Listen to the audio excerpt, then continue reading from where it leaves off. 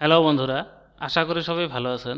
Computer শিক্ষা 24 চ্যানেলের পক্ষ থেকে আপনাদেরকে স্বাগতম জানাই। আজকে আমি আপনাদেরকে মাইক্রোসফট অফিস ওয়ার্ডে কিভাবে একটা ওয়ার্ড বর্ডার করা যায়, কিভাবে একটা লাইন বর্ডার করা যায়, কিভাবে একটা প্যারাগ্রাফ বর্ডার করা যায়, কিভাবে পুরো পেজটাই বর্ডার করা যায় ইত্যাদি কাজগুলো দেখাবো। তো ভিডিওটা শুরু থেকে শেষ পর্যন্ত দেখে নেবেন। আমি এর আগের ভিডিওতে প্যারাগ্রাফ গ্রুপের বাকি অপশনের কাজগুলো দেখাই দিয়েছিলাম, অনলি বর্ডারের কাজটা বাকি রয়েছিল। তো যারা ওই ভিডিওটা দেখেন নাই, এই ভিডিওর ডিসক্রিপশনে লিঙ্কটা দিয়ে দিব, তো আশা করি ওই ভিডিওটা দেখে নেবেন। তো আজকে আমি আপনাদেরকে দেখাবো কিভাবে বর্ডার করে। তো ধরে নিলাম আমি এই প্যারাগ্রাফটা বর্ডার করব। তো আমি প্যারাগ্রাফটা সিলেক্ট করে নিলাম। এবার বর্ডারে এরোতে চলে যাব। তারপর এখান থেকে চাইলে আমরা bottom border, left border, top border, right border একটা একটা করে দিতে পারি। তো বটম বর্ডারে ক্লিক করবেন, বটমে চলে যাবে বর্ডারটা। তারপর টপে দিতে চাইলে টপ বর্ডারে ক্লিক করবেন, তারপর লেফটে দিতে চাইলে লেফট বর্ডারে ক্লিক করবেন। এইভাবে আমরা একটা একটা করে দিয়ে নিতে পারি। এবার যদি বর্ডারটা না লাগে তাহলে আমরা বর্ডারে এড়াতে চলে যাব, তারপর এখান থেকে নো বর্ডারে ক্লিক করব। এইভাবে আমরা বর্ডারটা নাইকিয়া করতে পারি।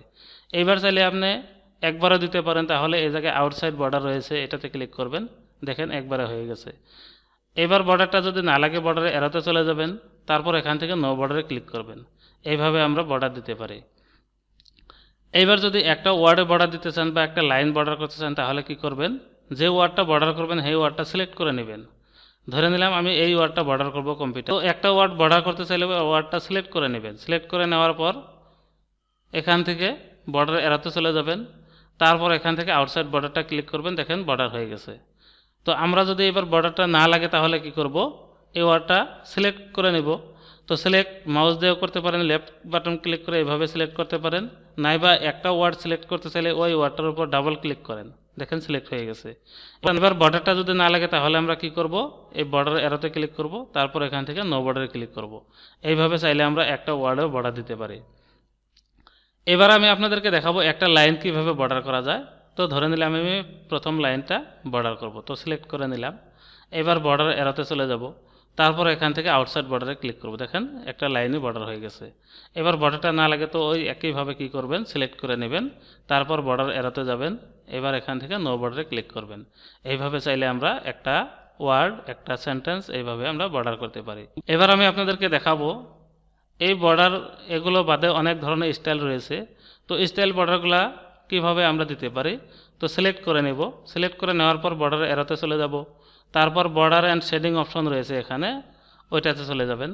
এবার এখান থেকে স্টাইল রয়েছে বর্ডারের, তো আমরা চাইলে এখান থেকে যে কোনো স্টাইল নিতে পারি। ধরে নিলাম আমি এই স্টাইলটাই দেব। তো প্রিভিউতে আমাদের ওই স্টাইলটা চলে আসছে। এবার আপনি চাইলে শ্যাডো দিতে পারেন, তারপর বর্ডারটা কালার করতে পারেন, এখানে কালার অপশন রয়েছে, কালারে এই আরোতে ক্লিক করবেন। এবার এখান থেকে যে কোনো কালার ক্লিক করবেন, তারপর ওকে ক্লিক করবেন, দেখেন ওই স্টাইলটাই চলে আসছে। তো এইভাবে চাইলে আমরা বর্ডার অ্যান্ড শেডিংয়ে থেকে স্টাইলিশ বর্ডারগুলো দিতে পারি। তো এবার বর্ডারটা যদি না লাগে তাহলে আমরা কি করব, বর্ডার এড়াতে চলে যাব। এবার এখান থেকে নো বর্ডার করলে হবে না, আমরা যেহেতু বর্ডার অ্যান্ড শেডিংয়ে থেকে দিয়েছি, তো আমরা সরাসরি বর্ডার অ্যান্ড শেডিংয়ে চলে যাব। এবার এখান থেকে নান অপশন রয়েছে, নান অপশনে ক্লিক করব, তারপর ওকে ক্লিক করব। তো দেখেন বর্ডারটা চলে গেছে। এইভাবে চাইলে আমরা স্টাইলিশ বর্ডারগুলো দিতে পারি। তো আরও ওই জায়গায় অনেক কাজ রয়েছে, বর্ডার অ্যান্ড শেডিংয়ে যাবেন। এবার এখান থেকে দেখেন, এখান থেকে ধরে নিলাম আমি এই স্টাইলটা দেব। এবার আমরা এই স্টাইলটা বক্স আকারে দিতে পারি, শ্যাডো আকারেও দিতে পারি, 3D আকারেও দিতে পারি। ধরে নিলাম 3D আকারে দেব, তাহলে 3Dতে ক্লিক করলাম। এবার চাইলে বর্ডারের কালারটা আমরা করে নিতে পারি, এখান থেকে ধরে নিলাম এই কালারটা দেব।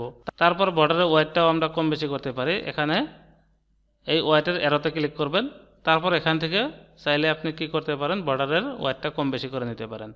এবার ওকে ক্লিক করলে ওই বর্ডারটাই চলে আসবে। তো এইভাবে আমরা চাইলে বর্ডারটা স্টাইলিশ করে দিতে পারি। এবার আমি আপনাদেরকে দেখাবো এই বর্ডারটা যদি আমাদের না লাগে তাহলে কি করব, বর্ডার অ্যান্ড শেডিংয়ে চলে যাব, তারপর এখান থেকে নান অপশনে ক্লিক করব, তারপর ওকে ক্লিক করব। এবার বর্ডার অ্যান্ড শেডিংয়ে আরও কিছু কাজ রয়েছে। এখানে আমরা কি করলাম, প্যারাগ্রাফটা বর্ডার করলাম। এবার যদি আমরা পেজ বর্ডার দিতে চাই তাহলে আমরা পেজ বর্ডারে ক্লিক করব। এবার এখান থেকে আমরা স্টাইল চয়েস করব, কোনটা স্টাইলে আমরা পেজ বর্ডার দেব। তো ধরে নিলাম আমি এই স্টাইলটা দেব, ক্লিক করলাম, প্রিভিউতে চলে আসছে। তো এই বর্ডারটা আমরা কি করতে পারি, শ্যাডো দিতে পারি, তারপর বর্ডারটা কালার করতে পারি। তো কালারে এই অ্যারোতে ক্লিক করবেন, তারপর এখান থেকে চাইলে আপনি কালার করতে পারেন, মোর কালারেও যেতে পারেন। এখানে স্ট্যান্ডার্ড কালার রয়েছে, কাস্টম কালার রয়েছে। আপনার পছন্দ অনুযায়ী এখান থেকে কালারে ক্লিক করবেন, তারপর ওকে ক্লিক করবেন। এবার এখানে ওকে ক্লিক করবেন, দেখেন সম্পূর্ণ পেজে ওই বর্ডারটা চলে আসছে। এই পেজটা কীরকম হবে প্রিন্ট করলে ওইটা আমরা কোন জায়গায় থেকে দেখব। তো আমরা অফিস বাটনে ক্লিক করব, তারপর এখানে প্রিন্টে ক্লিক না করে প্রিন্ট প্রিভিউতে ক্লিক করব। তো দেখেন এরকম শো করছে, তার মানে এই পেজটা প্রিন্ট করলে আমাদের এরকম হবে। তো এবার ক্লোজ প্রিন্ট প্রিভিউ ক্লিক করলে আমাদের মেন পেজে চলে যাবে। তো এইভাবে চাইলে আমরা কি করতে পারি, পেজ বর্ডারটা দিতে। পেজ বর্ডার আরও অনেক ধরনের রয়েছে, তো আমরা ওইটা দেখব। এবার বর্ডারের এরাতে চলে যাব, তারপর বর্ডার এন্ড শেডিংয়ে যাব। এবার কি করব, এখানে পেজ বর্ডারে চলে যাব, তারপর এই যে দেখেন এখানে আর্ট অপশন রয়েছে, তো আর্ট অপশনে এই অপশনে ক্লিক করব। এবার আমরা চাইলে এখান থেকে বর্ডার দিতে পারবো। তো ধরে নিলাম আমরা এই বর্ডারটা দেব, এবার ওকে ক্লিক করব, দেখেন ওই বর্ডারটাই চলে আসছে। এইভাবে চাইলে আমরা কি করতে পারি, পেজ বর্ডার দিতে পারি। তো পেজ বর্ডার ওখানে আরও বহুত ধরনের বর্ডার রয়েছে। তো পেজ বর্ডারে চলে গেলাম, এবার এখানে আর্টের এরোতে ক্লিক করব। এবার দেখেন এই জায়গায় অনেক ধরনের পেজ বর্ডার রয়েছে, তো আমরা চাইলে যে কোনো বর্ডার দিতে পারি। এই বর্ডারগুলো ব্ল্যাক অ্যান্ড হোয়াইট রয়েছে, তো আমরা চাইলে কালার করেও দিতে পারি। তো ধরে নিলাম আমরা এই বর্ডারটা দেব, এই বর্ডারটা চাইলে আমরা কালার করতে পারি। ধরে নিলাম আমরা এই কালারটা করব। এবার বর্ডারের ওয়াইডটা আমরা কম বেশি করতে পারি। এবার ওকে ক্লিক করব, দেখেন ওই বর্ডারটাই চলে আসছে। তো এইভাবে চাইলে আমরা বর্ডার দিতে পারি। তো এবার যদি আমাদের পেজ বর্ডারটা না লাগে তাহলে আমরা কি করব, বর্ডার এরোতে চলে যাব, বর্ডার এন্ড শেডিংয়ে চলে যাব, তারপর এখান থেকে পেজ বর্ডারে ক্লিক করব। এই নান মারলে হবে না, যেহেতু আমরা পেজ বর্ডার দিয়েছি। তো প্রথমে আমরা পেজ বর্ডারে চলে যাব, তারপর এখান থেকে নান অপশনে ক্লিক করব, এবার ওকে ক্লিক করব। এইভাবে চাইলে আমরা কি করতে পারি, পুরো পেজটাই বর্ডার করতে পারি। তো বর্ডার এন্ড শেডিংয়ে আরও কিছু কাজ রয়েছে, আমি ওইটা দেখাবো। এবার বর্ডার এড়াতে যাব, বর্ডার এন্ড শেডিংয়ে যাব। এবার এই জায়গায় আমরা বর্ডারটা দেখে নিলাম, পেজ বর্ডার দেখে নিলাম। এবার শেডিংয়ের কাজটা দেখব। তো শেডিং অপশনে ক্লিক করবেন, তারপরে এখানে প্যাটার্ন স্টাইল রয়েছে, তো প্যাটার্ন স্টাইল ক্লিক করবেন। এবার এই জায়গা থেকে অনেক ধরনের প্যাটার্ন রয়েছে, তো আপনারা চাইলে যে কোনো একটা প্যাটার্ন দিতে পারেন। ধরে নিলাম এই প্যাটার্নটা দেব। এবার এখানে কালার রয়েছে, তো আমরা চাইলে কালার করতে পারি। তো ধরে নিলাম আমি এই কালারটা দেব। এবার ওকে ক্লিক করব, দেখেন ওই শেডিংটাই চলে আসছে। তো এইভাবে আমরা কি করতে পারি, বর্ডার অ্যান্ড শেডিংয়ে থেকে paragraph border, page border, shading, pattern style ইত্যাদি দিতে পারি। এবার ধরে নিলাম এই শেডিং স্টাইলটা আমাদের লাগে না, তাহলে আমরা কি করব, সিলেক্ট করে নেব। এবার বর্ডারের এরাতে চলে যাব, তারপর বর্ডার অ্যান্ড শেডিংয়ে যাব। এবার শেডিং স্টাইলে যাব। এবার স্টাইলে এরাতে ক্লিক করে একদম উপরে দেখবেন ক্লিয়ার অপশন আছে, তো আমরা ক্লিয়ার অপশনে ক্লিক করব, তারপর ওকে ক্লিক করব। তো এইভাবে আমরা কি করতে পারি, শেডিং স্টাইল দিতে পারি। তারপর একটা ওয়ার্ড চাইলে বর্ডার করতে পারি, একটা সেন্টেন্স বর্ডার করতে পারি, একটা প্যারাগ্রাফ বর্ডার করতে পারি, পুরো পেজটাই বর্ডার করতে পারি।